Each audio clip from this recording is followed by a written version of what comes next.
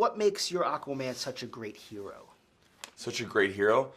I think he's, because I am half human, I think that he doesn't have all the powers. He isn't as strong as the Atlanteans until he gets the king suit, but he doesn't get that till the end. So I think his bravery, he doesn't believe in himself until his family and friends believe in him, and he's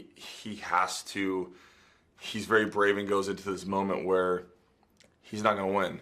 He knows he's not going to win, but he does it anyways, and he just puts himself at risk to help the greater good, and he just has to be vulnerable, but at the same time have all the strength to sacrifice himself for the ones he loves. You said you were gonna. That's good. Like, that's damn, good. bro. That's good. It's supposed to be generic questions. You said you're gonna wait to watch this film with your family. What do you think makes this film such a great film to watch with your family? I just think it has everything, and I mean that in the sense of just even when interviewers come in and bring up something about the sibling rivalry and things that I just not growing up with that, where someone's going to identify with that. I think it has a little bit of thing for everyone in this film. The journey is huge. It's ambitious. There's unbelievable stunts. There's a world we've never seen before. It's the ocean. It's so just a mystery and magical. And if you've ever snorkeled, you can see in the coral reef at how amazing that world is, and just imagine what's at the depths. And it's fun, and you get to go and be safe underwater, where most people, there's a gigantic fear of water, and I think it's exciting because it's new and refreshing. Kids are going to be like, dude, Aquaman's the coolest. I'm going to be like, dude, I think I'm going to be probably going, wow, Aquaman's so cool because of the kids stuff. When I originally read the script, just the whole part where the shark's like hitting the glass, it's a neat thing just to go like, they're making fun of him. He's getting bullied because he can talk to fish, but it's like, what's up, bro? It's a shark now. What are you gonna do about it? I mean, like that's a pretty rad moment there. You touched on it a little bit in that last answer, but what do you think does make Aquaman different? What makes him unique is it is two different worlds, and it's understanding both of those worlds. We have so many worlds within our world that we don't understand, and I think it's really cool to bridge that gap where it's, you just don't see it in many other superheroes. I mean, what else can I say? And he's fun too. Yeah.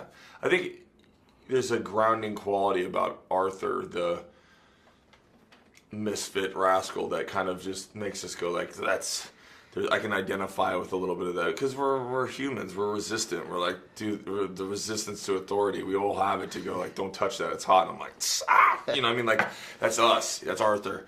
He'll jump off the cliff and figure it out on the way down, and I feel like it's endearing. It's can come off charismatic and to Mara, and I don't know. You've done a lot of physical, challenging roles, but this one has to take the cake, I imagine. Yeah, talk about a little bit about how physically challenging it was. No one's really done anything on this level, like there's really cool things like in Crouching Tiger, or like martial art films where you get lifted up and do a stunt, or like Matrix, and how they did all those awesome stunt work. But it's like lifting, we're like acting in it, all the tricks and fighting someone else where you're not connected to the ground. It's just extremely challenging and taxing to pull that kind of stuff off. We've had stunt guys just pass out because of, you have a harness on them, you have to stand there and make it look like you're floating, so you have to move your legs, you got to close them, you can't just be like you're in a harness like a puppet, you have to be able to move, but that cuts off blood, and you're just like, you've got a gigantic suit, looks like a stormtrooper weight on you, you're going to pass out. Yeah. So, there's a lot of, learning as we go. Yeah, and what did James Wan sort of bring? How was it working with him as a director? For me and James, it was pretty effortless. He came in and just pitched this magical world that he wanted to create, and he came in with all the vision and the mock-ups and the drawings, and the script was just one of the best I've ever read. It was just off, it was easy. It's an origin story that was something we hadn't seen in a long time, so, and he came through. Did you know the shark in Jaws doesn't appear in the film until an hour and 21 minutes into the film? While part of the reason behind this is to build suspense, the biggest reason behind it was that the mechanical shark built for the film rarely worked as intended. Now the end result is a truly terrifying entrance.